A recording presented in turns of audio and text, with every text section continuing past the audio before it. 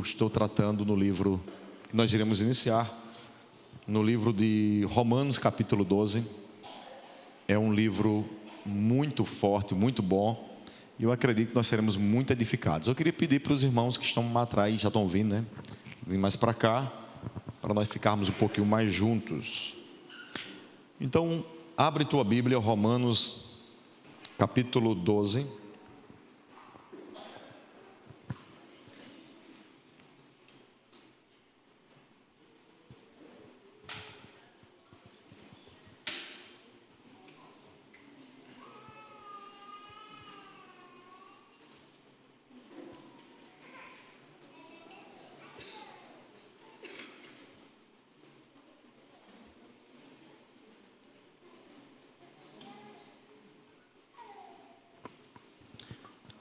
Romanos capítulo 12,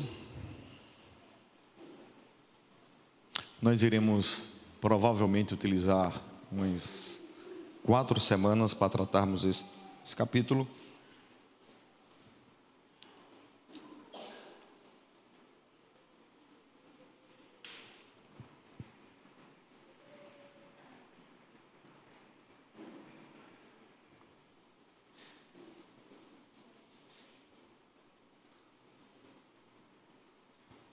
Vamos ler? Ô Vitor, coloca um pouquinho de retorno, mais. Ok, teste? Ok. Romanos 12. Vamos lá? Vamos ler? Amém? Portanto, irmãos, pelas misericórdias de Deus, peço que ofereça o seu corpo como sacrifício vivo, santo e agradável a Deus. Este é o culto racional de vocês. E não viva conforme os padrões deste mundo, mas deixem que Deus os transforme pela renovação da mente, para que possa experimentar qual é a boa, agradável e perfeita vontade de Deus. Quero te convidar agora para você curvar a sua cabeça comigo e assim nós fazermos uma oração agradecendo a Deus pelo privilégio que temos de estarmos aqui nesta noite na presença do nosso Deus. Curva a tua cabeça. Pai, muito obrigado pelo privilégio que temos de estarmos aqui nesse lugar. Que essa noite seja uma noite onde o Senhor fale ao mais profundo dos nossos corações.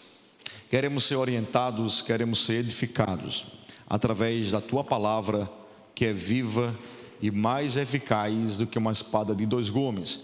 Fala conosco nesta noite de uma forma extremamente poderosa, que a nossa mente e o nosso coração sejam totalmente cativos à Tua palavra. Assim eu te oro em nome de Jesus. Amém? Queridos, a carta que Paulo escreve aos Romanos é uma das cartas mais belas e também mais complexas do Novo Testamento. Do capítulo 1 ao capítulo 11, o apóstolo Paulo, ele é muito teológico nas suas argumentações, naquilo que ele está escrevendo. O capítulo 1 ao capítulo 11 é praticamente falando acerca da justificação, falando acerca da fé, através da salvação através da fé.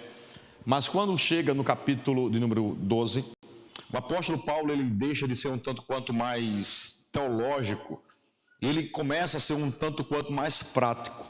Então Paulo, ele muda o teor do seu conteúdo, ele muda o teor daquilo que ele estava falando, e Paulo começa agora a ser um tanto quanto mais prático. Ele começa agora a falar acerca de comportamentos, acerca de atitudes de uma vida cristã, de comportamentos e atitudes que um cristão deve ter enquanto cristão. É interessante que nesse versículo que Paulo utiliza, de número 12, Paulo ele vai dizer: portanto, irmãos, pelas misericórdias de Deus, peço. Algumas traduções vai dizer: rogo que ofereça o seu corpo como sacrifício vivo, santo e agradável a Deus. Este é o culto racional de vocês. Eu entendo que o apóstolo Paulo, ele está aqui referindo-se a algumas práticas que existiam no Antigo Testamento. Paulo está aqui tentando levar os irmãos hebreus e também, por que não dizer, os próprios gentios, a entenderem que existe uma possibilidade do seu culto racional. O que é um culto racional, pastor? É o culto da vida, com a sua própria vida, não dentro do momento litúrgico, mas lá fora também. Então Paulo entende que há possibilidades de você, infelizmente, oferecer diante de Deus um culto morto, um culto infelizmente pagão e, por que não dizer, reprovado por Deus. Quando Paulo vai dizer apresentar os vossos corpos como sacrifício vivo, santo e agradável a Deus, Paulo está deixando claro que existe a possibilidade de ser oferecido diante de Deus um culto que não é vivo, morto, um culto que não é santo, é profano, e existe a possibilidade ainda de Deus, de fato, ele reprovar o culto qual, de fato, nós apresentamos a ele. Essa menção que Paulo faz, quando ele diz, irmãos, apresentai os vossos corpos como sacrifício vivo, Paulo está trazendo à memória desses irmãos o que acontecia com gerações anteriores. O que é que acontecia com gerações anteriores? Infelizmente, o culto do Antigo Testamento, ou o culto da Velha Aliança, ele era regado por sacrifícios de animais. Os hebreus da época, eles quando iam ao templo, eles levavam animais. E uma das regras que Deus estabeleceu, que no seu culto, eles deveriam levar aquilo que fosse o melhor, tratando-se de oferta por meio de animais. Eles deveriam levar o animal que fosse o primogênito, perfeito, sem nenhum tipo de lesão no seu corpo, não poderia ter manchas no seu corpo. O animal que deveria ser levado ao altar do Senhor, como oferta, como sacrifício, ele deveria ser totalmente perfeito. Mas o que é que estava acontecendo no Antigo Testamento com o povo hebreu? Eles, infelizmente, estavam oferecendo a Deus um tipo de culto que Deus estava reprovando. Um tipo de culto que Deus, de fato, vai classificar como totalmente profano. Porque a regra era, ofereça animais limpos, sem defeito, o melhor da sua criação. É esse animal que você vai separá-lo e você vai levá-lo para apresentar diante do altar do Senhor. Esse era o requerimento, esse era a ordenança estabelecida pelo próprio Deus. Mas infelizmente o povo estava pegando o pior que existia. Por exemplo, tinha aquele animalzinho que ele tinha sido picado por algum tipo de animal peçonhento, talvez uma cobra. O animal estava quase morrendo e às vezes morria. Eles pegavam aquele animal e levavam como oferta ao Senhor. Quando suas criações davam cria, e às vezes nascia aquele animal que estava deficiente de uma pata, ou com alguma deficiência no seu corpo físico, animal que não servia para vender. Esse povo, eles pegavam esse animal e eles levavam como oferta diante do Senhor. E Deus, literalmente, ele reprovava esse tipo de oferta. Por isso é que Malaquias, eu queria que colocassem, por gentileza, Malaquias capítulo 1, veja o que Deus fala para o seu povo acerca desse tipo de culto. Malaquias capítulo 1 e versos de número 8. Coloca por gentileza para nós fazermos essa leitura.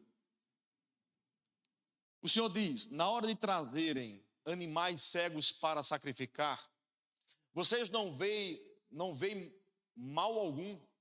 Na hora de trazer animais aleijados e doentes como oferta, também não veem mal algum. Tente oferecê-los de presente ao governador. Será que ele se agradará de vocês? Será que os atenderá? Pergunta o Senhor dos Exércitos. E agora, sacerdotes, tente apaziguar. E agora, sacerdotes, tente apaziguar Deus para que tenha compaixão de nós. Será que com esse tipo de oferta ele os atenderá? Pergunta o Senhor dos Exércitos.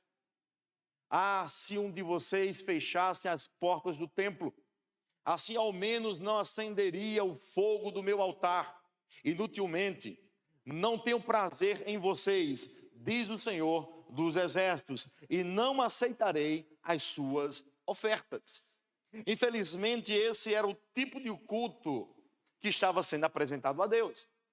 Eles pegavam o pior que existia, o animal defeituoso, e em muitas ocasiões o animal morto, sufocado. Pegava esse animal e levava no altar do Senhor. Deus estava indignado. Deus estava reprovando ao ponto de Deus dizer: eu não tenho prazer em vocês. Porque a mentalidade de vocês, o culto de vocês, o que vocês oferecem diante do meu altar é reprovável, é detestável. Ah, se houvesse entre vocês alguém que tivesse juízo e não acendesse, não abrisse as portas do templo, não acendesse em vão o meu fogo, porque eu não aceito o culto de vocês. Quando Paulo está escrevendo agora em Romanos, capítulo 12, e Paulo diz: irmãos, apresentai os vossos corpos como sacrifício vivo, santo e agradável a Deus, Paulo está fazendo menção desse comportamento. Porém, Paulo está trazendo à memória deles agora que o culto, a oferta, não era mais um animal. A oferta agora seríamos nós. O meu corpo agora é que deve ser levado diante do Senhor, para que desta forma Deus ele seja totalmente glorificado. Para que através desta forma Deus de fato ele seja honrado. O princípio aqui de fato era fazer com que o povo entendesse que eles precisariam entender que agora, na nova aliança, não é mais um carneiro que era sacrificado, não era mais um filhote de bode que seria sacrificado, não mais uma pequena ovelha, mas agora seria as nossas próprias vidas. Por isso é que Paulo vai dizer: irmãos, o culto de vocês, o corpo de vocês, ele deve ser levado, apresentado diante de Deus vivo, não morto, não com defeito, santo, separado, deve ser agradável de fato ao Senhor. E a grande realidade é que quando Paulo fala que apresentar os vossos corpos, ele não está tratando acerca do corpo espiritual. Ele está tratando literalmente do corpo físico. Ou seja, há possibilidades de eu adorar a Deus através do meu próprio corpo. O meu corpo é um instrumento para que Deus seja adorado. O meu corpo é um instrumento para que Deus de fato ele seja glorificado. E a pergunta que eu vos faço nessa noite é: será que Deus está sendo adorado através dos nossos corpos? Será que de fato Deus é adorado através dos nossos corpos? Quando as pessoas olham para nós, será que realmente elas conseguem ver Deus através da nossa aparência física, através do nosso corpo em si? Porque nós vivemos hoje num período, infelizmente, onde há um culto ao corpo. Essa é a geração que cultua o seu próprio corpo. Essa é a geração que, infelizmente, faz do seu próprio corpo o seu próprio ídolo. Eu não estou dizendo aqui que seja errado você, de fato, cuidar da sua própria saúde. Não há nada de errado com relação a isso. Mas é errado quando a reverência ao corpo, o cuidado com o corpo, ele ultrapassa todos os limites, ao ponto de muitas vezes você ter uma maior preocupação com o seu próprio corpo que de fato com a sua vida espiritual. A partir do momento que o meu corpo é mais cuidado, é mais venerado do que de fato o meu espírito, eu estou errando. Eu estou infelizmente entrando pelo caminho do narcisismo, aonde cultuar a si mesmo é mais importante do que cultuar a Deus. Ver a minha beleza física, ver o meu porte físico é mais interessante, é mais honroso, é mais estimulante para mim do que ver a minha vida espiritual. Infelizmente essa é a época, essa é a geração de pessoas fortes fisicamente falando, mas infelizmente fracas espiritualmente falando.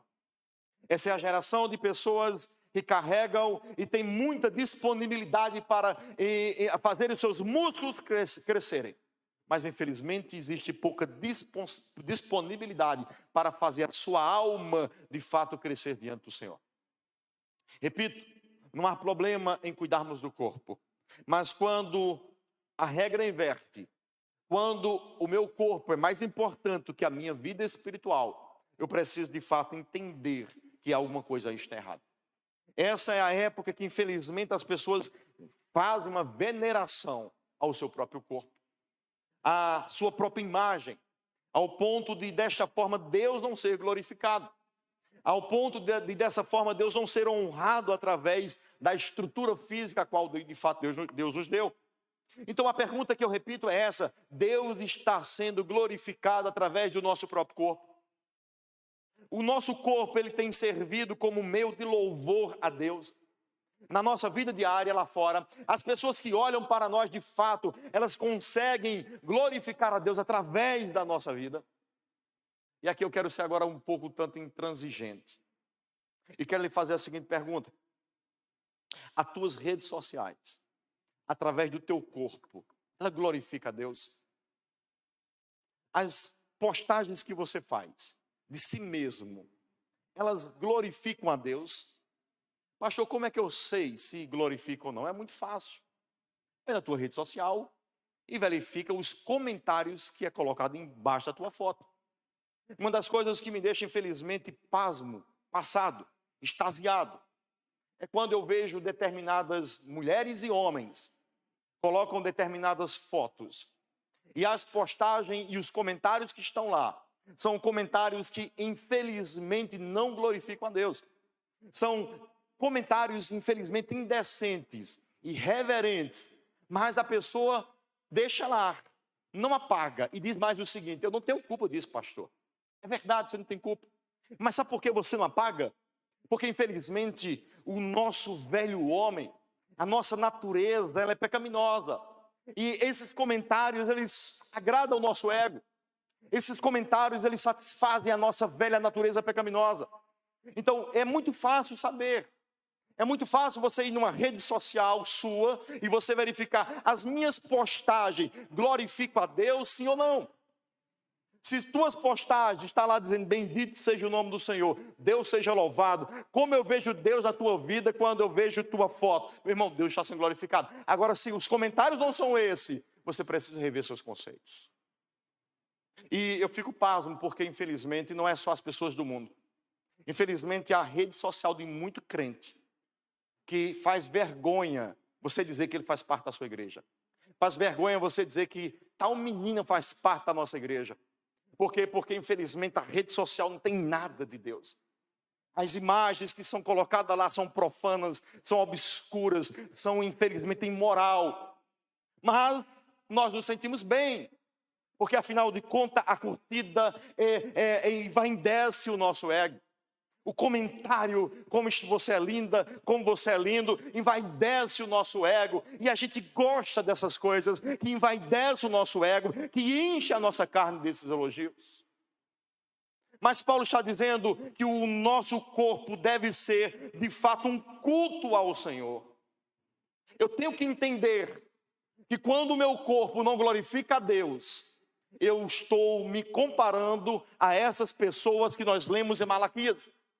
Quando a minha vida não glorifica a Deus, o culto que eu apresento com a minha vida é um culto podre. Infelizmente, no tempo de Malaquias, eles levavam a carniça e colocavam a carniça no altar do Senhor, e Deus os reprovava. Deus dizia: eu não tenho prazer em vocês. E essa é a palavra de Deus. Deus, infelizmente, repudia muitas pessoas hoje. Recentemente agora, veja o nível que nós chegamos. Teve uma, que eu não sei nem o nome da infeliz, é alguma coisa pipoquinha, que ela está orando e o público está gritando. Eu não vou nem referir porque é indecente e imoral dizer o que o público estava dizendo para ela. A rainha, infelizmente, de coisas profanas. E ela orava. Enquanto ela orava, o público gritava: fulana é a rainha da imoralidade. Que geração é essa que nós chegamos? Joelma afirma ter se encontrado com Jesus, mas vai ver as vestes de Joelma, e vamos chegar daqui a pouquinho lá. Vai ver os comportamentos dessas pessoas, vai ver as redes sociais dessas pessoas. Não há nada de Deus nessas pessoas. Eu nunca vi ninguém dizer que se converteu vendo um vídeo, vendo uma dança de Joelma. O Wesley Safadão disse que é cristão também. Eu nunca vi um testemunho. Roda a internet, o Facebook, o YouTube e procura pessoas que se converteram através das imagens do Wesley Safadão. Não tem. Não existe, infelizmente.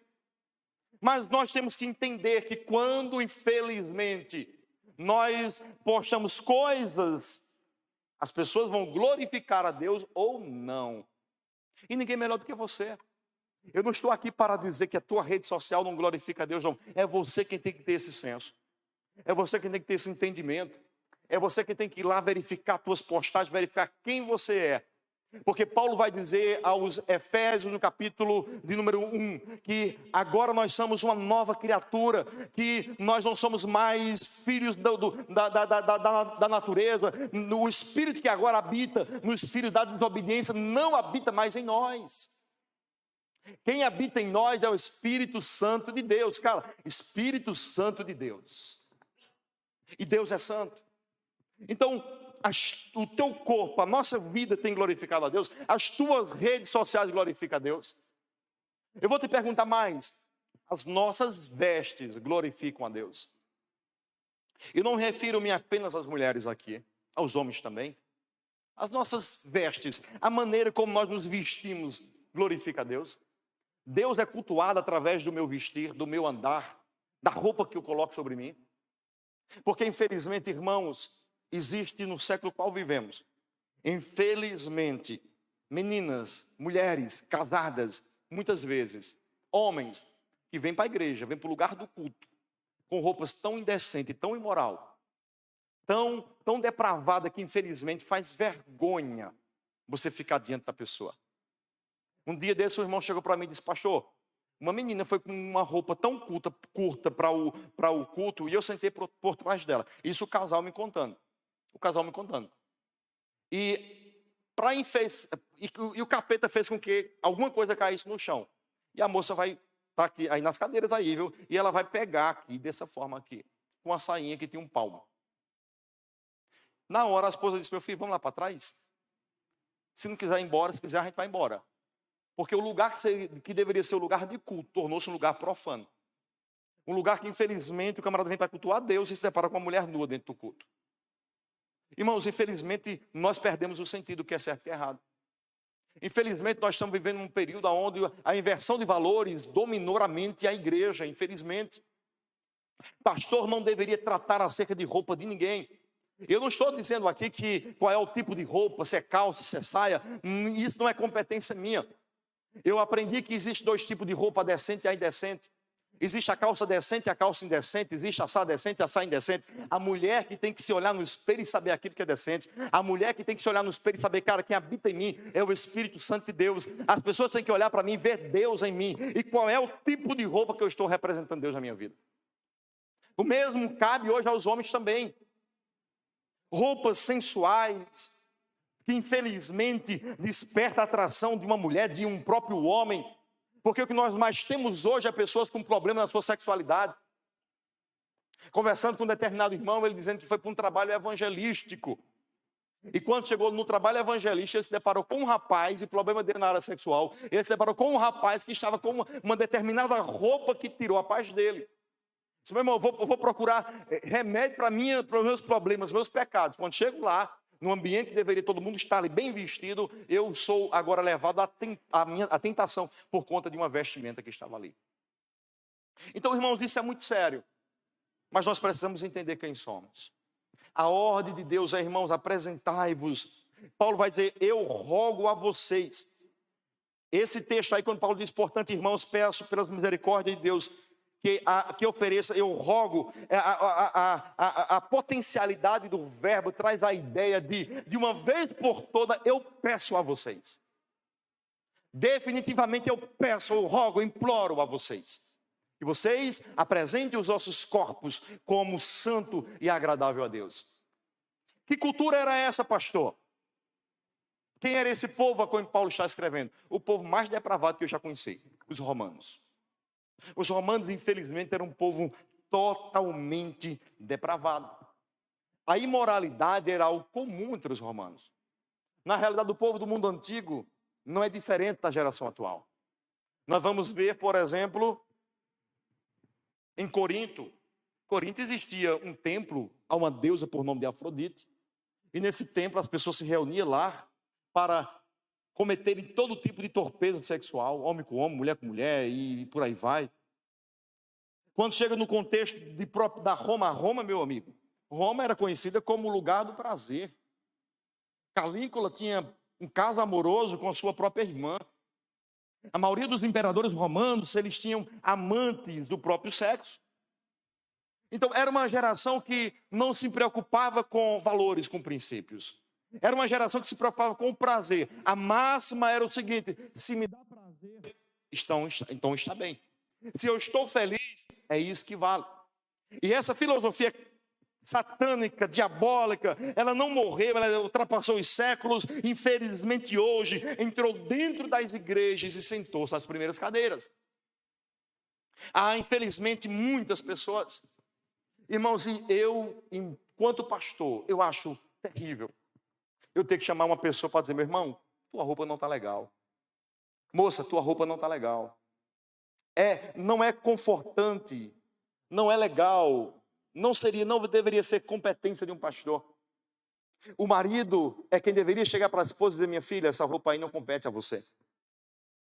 A esposa era quem deveria chegar para o marido e dizer: meu filho, essa tua roupa aí não compete a você. A minha esposa pega no meu pé bastante. Eu usava umas camisas meio curtinhas por fora. Eu disse: meu filho, para de usar essas blusas aí. Você está pregando, levanta as mãos, fica mostrando a barriga lá. Pronto, anulei. Então, um serve para gerenciar o outro. Essa roupa aí não está legal, está marcando teu corpo. E a mulher tem que entender: cara, realmente, Deus não me fez para eu ser um objeto sexual. Deus não me fez, isso deve ser o pensamento da mulher. Deus não me fez para eu ser um objeto sexual. Deus não me fez para eu levar o outro a pecar. Não, não. Deus nos fez para Ele habitar em nós. E se uma mulher tem um corpo bonito, que o marido seja o apreciador e não os homens de fora. Porque, irmãos, me desculpe as meninas agora, mas uma mulher que posta foto sensual, ela está querendo uma curtida e uma cantada pelo Facebook ou Instagram. Não existe outra explicação. Porque minha autoestima, é porque eu me sinto bem. Meu irmão, precisa estar postando o corpo para se sentir bem. Isso é a mentalidade de alguém que não cresceu, que não nasceu, que não evoluiu em Cristo. O mesmo refiro-me aos homens também. Meninos que colocam fotos sensuais no objetivo de, infelizmente, receber comentários indecentes, irreverentes, que eu tenho vergonha de dizer que sou da igreja. Aí posta uma foto lá, aí você vai ver mesmo um de comentário totalmente nojento. Aí no outro dia ele está com uma foto do culto. Eu quero para ele. Irmão, a igreja perdeu o senso, infelizmente.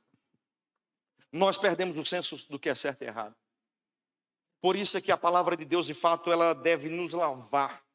A palavra de Deus, ela deve nos regenerar.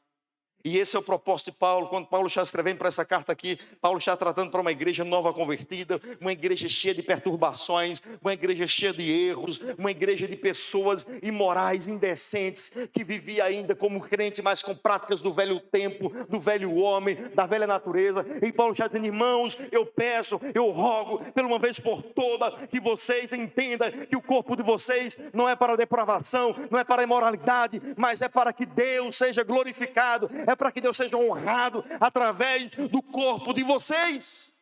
Então apresente como santo, perfeito e agradável, como santo diante de Deus, vivo, santo e agradável. Essa é a finalidade do corpo. Pastor, o senhor cuida do seu corpo? Cuido. Deveria cuidar mais. Mas comecei para a academia ontem. Estou com isso aqui tudo machucado. Mas, irmãos, eu não vou para a academia para me tornar mais bonito, mais gostoso ou algo desse tipo, não. Eu vou porque eu quero pregar o evangelho de Jesus o maior tempo possível, e eu entendo que eu preciso de um corpo pronto para isso. Pregar requer disponibilidade. Quando você prega, você gasta as energias. E eu quero chegar aos meus 60 anos com muita disponibilidade para pregar o Evangelho. Diante de Deus, que é isso. Mas se as intenções que me levam a eu cuidar do meu corpo é para que as pessoas olhem para mim. Eu tenho uma mulher que, segundo ela, diz que me ama. Então está de bom tamanho. Então eu tenho que entender esses princípios, senão nós nos perdemos. A igreja, infelizmente, ela tem se perdido porque nós temos fugido das Escrituras. A Bíblia que tem que nos direcionar, nos orientar, para que nós venhamos de fato viver uma vida perfeita e digna diante de Deus. Aí ele continua.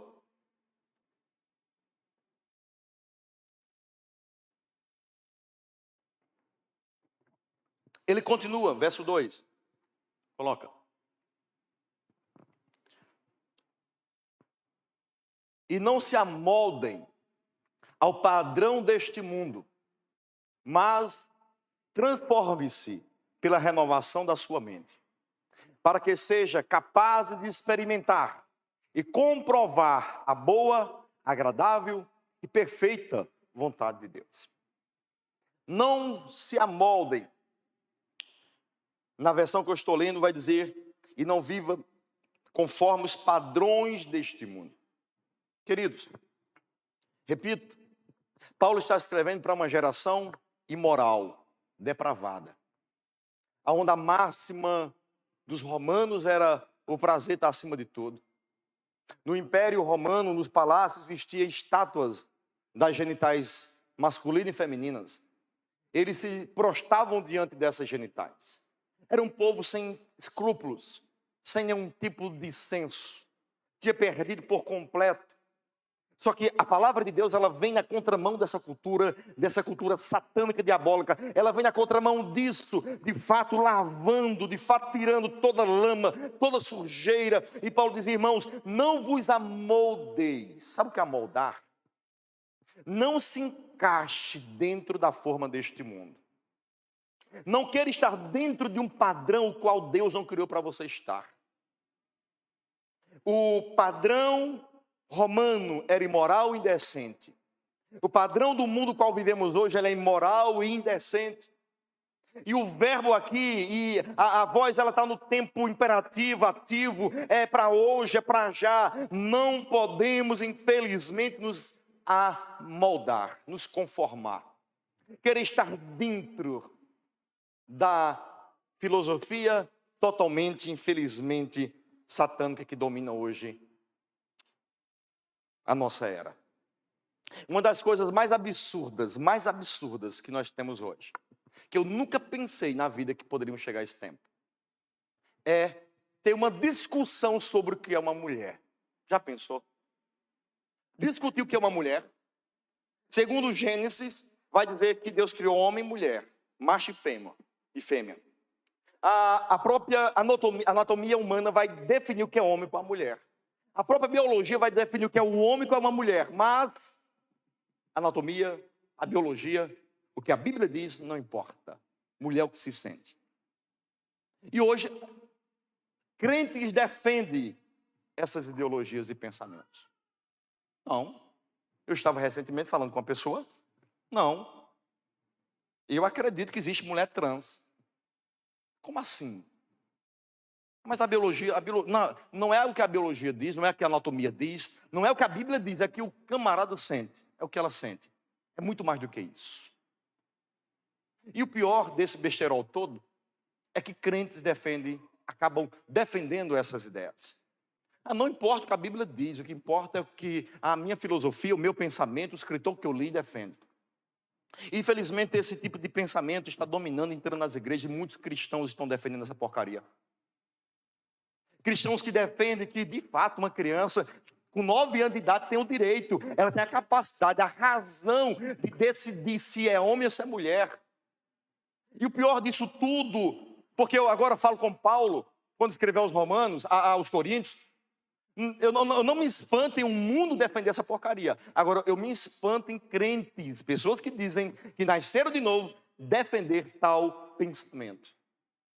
E tá assim, tá assim de crente, ou de pessoas que dizem que conheceu Jesus, mas nunca conheceu. Porque de fato quem conheceu Jesus não nega a palavra dele. E quando surge algo novo, ele olha para a palavra, para perceber, para descobrir o que a Bíblia diz. É isso que me importa. O que os homens dizem lá fora não tem importância alguma para mim. Mas infelizmente está cheio disso, de crentes defendendo, infelizmente, pensamentos, ideologias totalmente contrárias à vontade de Deus, mas infelizmente tem se amoldado, tem se encaixado, porque quer ser o crente legal, a pessoa legal. Não queira ser um crente legal, seja quadrado. E quando eu digo aqui seja quadrado, não é desrespeitoso, não é intolerante com ninguém. Eu não tolero um crente intolerante, eu não tolero um crente desrespeitoso. Todas as pessoas, se alguém chegar dizendo, eu sou uma mulher trans, eu enquanto pastor vou dizer, beleza, é o que você pensa que é, quem sou eu para discutir? Agora, se me perguntar a minha opinião acerca, aí tudo bem. O direito do outro querer ser, pensar, fazer o que ele quer da vida dele, é direito de cada um, irmãos. Uma vez me perguntaram, pastor, o que é que o senhor acha de casamento gay? Porque civil, pelas leis eles podem, se eles conseguirem na lei se casar, beleza, quem sou eu para dizer que não? Agora, se me perguntar se eu faço a cerimônia, não faço. Porque vai contra o meu credo religioso. Respeito, converso, abraço, dou até cheiro se for preciso. Agora, perguntar a minha opinião acerca, vai ouvir o que não queria ouvir. Recentemente alguém disse, na tua igreja aceita tudo. E alguém disse, não, lá nós não aceitamos tudo. Nós abraçamos a todos, mas não aceitamos a tudo. Nós abraçamos a todos porque todos precisam ser abraçados e amados. Agora, aceitar tudo ao dedinho, de hipótese alguma. Infelizmente, tem muita gente que pensa que nós aceitamos tudo. Eu reprovo a maioria do comportamento de vocês. Mas, e aí, pastor? Nós temos um processo de aprendizado, de crescimento, de amadurecimento, e eu entendo que algumas questões, às vezes, levam tempo. Mas eu não aceito quando eu, muitas vezes, olho determinadas posturas, determinados pensamentos de pessoas que dizem ser cristão, mas que, infelizmente, não se preocupam em saber o que as Escrituras dizem e que simplesmente pegam o besterol do mundo e traz para a sua vida como se fosse uma verdade. Precisamos entender que o que tem que nos direcionar de uma forma inteligente, de uma forma razoável e intelectual é a palavra de Deus. Não há, se olhar para a Bíblia eu vou ser quadrado. Não, cara. A Bíblia é o livro mais atualizado que existe. Recentemente teve um grande cara que se converteu aí, muito conhecido, né, Tiago Nicolo. E alguém chegou para ele e disse, cara, a Bíblia fala de finanças. Disse que a Bíblia fala de finanças, e ele começou a ler a Bíblia. E ele converteu-se, ele leu a Bíblia todinha e converteu-se. O cara muitíssimo inteligente, grande empreendedor. E ele tornou-se crente de verdade. E sabe o que ele disse? Ele disse, cara, eu não imaginava que a Bíblia fosse tão atual. Ele disse, a Bíblia é mais atual do que os livros que eu escrevi todo dia. E ele considerava-se o grande escritor acerca da área financeira. Ele disse, quando eu comecei a ler a Bíblia, eu descobri que eu era um zero à esquerda diante do que de fato está escrito ali. A Bíblia é tão atual, por isso é que ela é o livro mais vendido no universo, na Terra, né? Só tem a vida aqui na Terra mesmo. Vai que lá que tem, né? Uma galáxia aí que está vendendo. Vai que tem uma galáxia que a Bíblia não está tão vendida, né? Mas eu tenho que entender, irmão, que minha regra de fé é a Bíblia. Então Paulo está dizendo, irmãos, não vos amoldeis a este século, mas antes renovai-vos pela renovação da vossa mente. Sabe o que eu acho extraordinário? É que Paulo escreve dizendo que nós temos a mente de Cristo. Meu irmão, a mente de Cristo. A mente de Cristo não é uma mente atrofiada. A mente de Cristo não é uma mente que não conhece. Não. A mente de Cristo é a mente genial, extraordinária. E é essa mente que nós temos. Então, eu tenho que me renovar segundo essa mentalidade. Por isso é que Paulo, escrevendo aos irmãos que estavam em Filipos, capítulo 4, verso 8, ele vai dizer, irmãos, que aquilo que é bom, aquilo que é perfeito, aquilo que é agradável, aquilo que é puro, seja essas coisas que ocupem o vosso pensamento. Quando eu ocupo o meu pensamento com essas coisas, Aí sim, eu sou renovado pelo entendimento da palavra. Agora, se eu não leio a Bíblia, só ouço porcaria, só leio literatura que infelizmente fala mais de Satanás do que de Deus, não há possibilidade de você ter uma mente renovada. Não há possibilidade de você ser transformado por essa mente renovada. Porque para nós termos uma mente renovada, eu preciso colocar a minha mente, os meus olhos nas Escrituras. Eu preciso tirar a velha filosofia e colocar a filosofia nova dentro da minha mente. Eu preciso olhar para as Escrituras e fazer essa limpeza, essa transformação na minha mente, no meu cérebro, para que de fato, quando eu olhar para o mundo, eu olhe com os olhos, com a lente os olhos e a lente do Evangelho. A pergunta que eu faço é: quais são os óculos que você tem que colocar para ler, para olhar o mundo? É os óculos das Escrituras ou da filosofia pagã lá de fora? Porque muitos crentes, se perguntar o que está escrito em João 3,16, ele não sabe. Se eu perguntar, me cite por gentileza o Salmo 23, 2 versículos, ele não sabe. Mas se eu perguntar, aí o que é que diz Platão, Aristóteles, Confúcio, sei lá. Ele cita lá uma frase todinha. Mas não conhece um versículo da palavra de Deus e diz que é crente. Como é que um ser humano desse vai ter uma mente transformada? Se o que entra na mente dela ou dele é só porcaria. Ele só ouve quem não deveria ouvir. Quando ouve a verdade, questiona, mas quando ouve a porcaria, aceita por completo. Irmãos, entenda uma coisa. Entenda o que eu estou dizendo agora.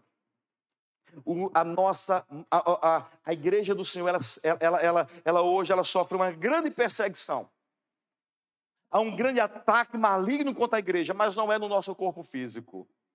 Pois o tempo, Nero já passou, onde ele pregava os crentes, pregava numa cruz, matava de cabeça para baixo. Foi-se o tempo onde os cristãos eram jogados dentro de arenas com leões. Foi-se o tempo. O ataque hoje é intelectual, irmãos. É aqui, ó. A mente da galera hoje, da juventude, tem sido afetada. Infelizmente, os crentes de hoje defendem bissexualidade, defendem homossexualidade. Daqui a pouco estão defendendo o adultério também. Porque é tudo problema de sexualidade. Os crentes de hoje defendem coisas terríveis, absurdas, que infelizmente não deveria defender. Porque infelizmente se amoldaram. A ordem é: não se amolde, renove-se, mas foi tudo ao contrário. Se amoldaram, se encaixaram e estão vivendo de acordo com o mundo. Eu defendo sim que nós devemos ser reconhecidos não pelo tamanho da saia, não pela calça que vestimos, não. Apesar que existe o decente e o indecente, mas eu entendo que o cristão ele tem que ser reconhecido quando ele abre a sua boca, quando ele expõe suas ideias, quando ele fala acerca de algo, aí sim deve ser contestado se a pessoa é crente ou não. Porque tem um monte de gente com a sala lá embaixo, mas que infelizmente, quando abre a boca, defende as piores porcarias que existem. Então precisamos ser renovados pelo nosso entendimento. Nós temos que ocupar a nossa mente com aquilo que é bom, com aquilo que é agradável, porque somente assim nós iremos provar a boa e agradável vontade de Deus. Para que a vontade de Deus ela se cumpra, para que a gente prove dela, eu tenho que ter renovação de entendimento. Eu vi pastor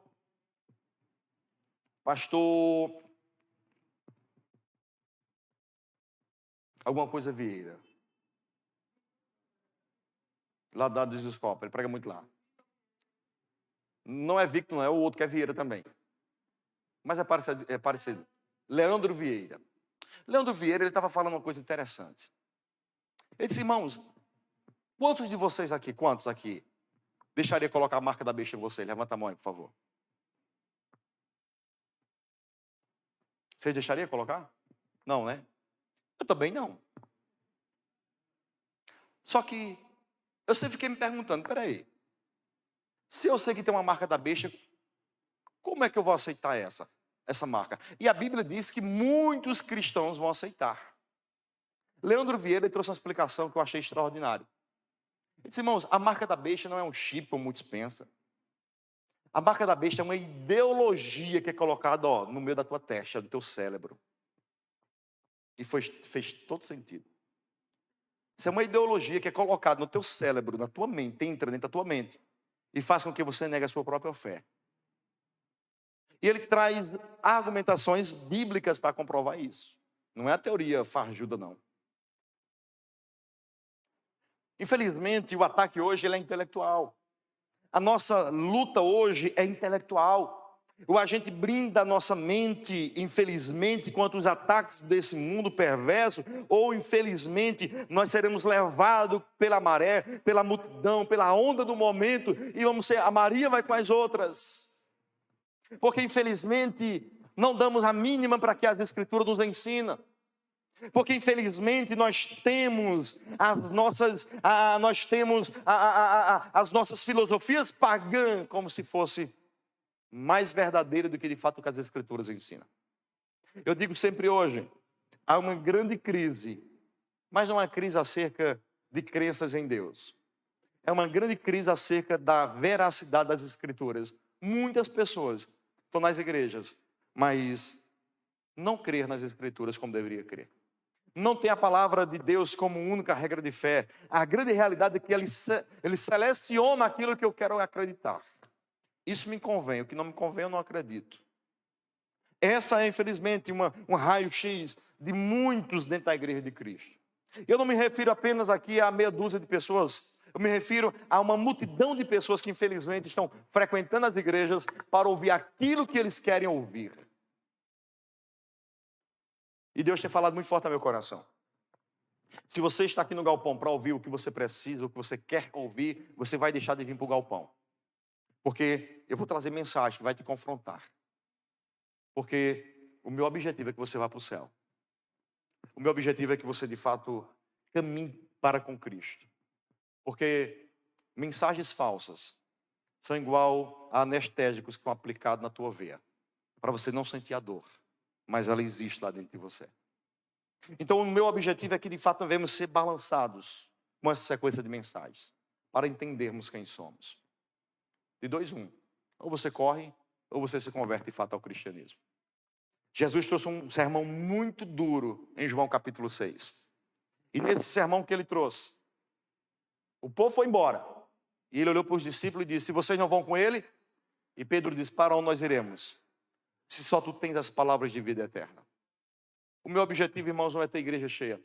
É ter crentes de fato que entenderam o que é ser uma vida cristã. Eu estava falando com um amigo hoje pela manhã. E ele dizendo que ligou para um amigo dele e disse, olha, vamos na igreja hoje? Não, o cara ligou para ele, dizendo, ó, vamos para a igreja hoje, uma igreja aí. Vamos para a igreja hoje lá está cheio de mulher.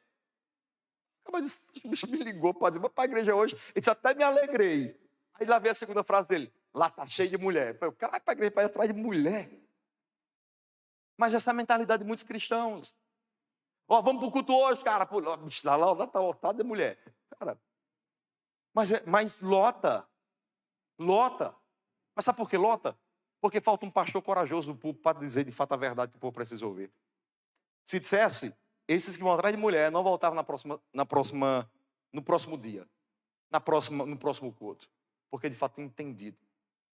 Irmãos, nós somos uma igreja que cultivamos o amor. Mas não concordamos com o pecado de ninguém. Então você que visita o galpão achando que eu visito o galpão porque lá é uma igreja tão legal, tem um leão na parede. Meu irmão, você se enganou. Você se enganou. Aqui você vai ouvir o que você não gostaria de ouvir. E a decisão de ficar é simplesmente tua e ponto final. Mas eu não vou jamais comprometer a verdade do evangelho para agradar ninguém. Eu quero daqui a 10 anos olhar para trás e dizer, cara, eu não me arrependo de uma palavra que eu falei. Porque muitos pastores, infelizmente, na sua velhice, olha para trás e diz, eu me arrependo de tudo que eu preguei perante 20, 30 anos da minha vida. Que Deus nos abençoe nessa noite.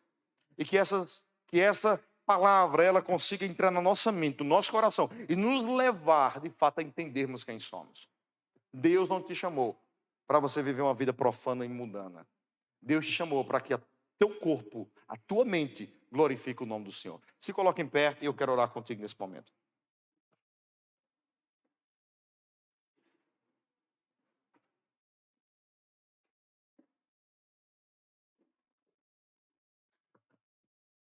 Curva a tua cabeça, eu quero orar com você.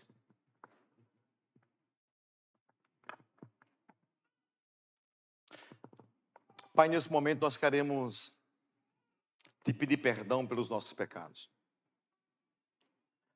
Nós queremos te pedir perdão, Deus, porque, infelizmente, muitas vezes nós estamos igual aos irmãos que estavam em Roma. Não estamos te honrando com a nossa vida. Não estamos te glorificando com o nosso corpo. Muitas das vezes, infelizmente, estamos desonrando o teu nome através de comportamento e atitudes que temos. Mas nos perdoa. E nós te agradecemos nessa noite pela tua palavra. Porque nós sabemos que o Senhor é aquele que corrige e repreende apenas ao filho que ama.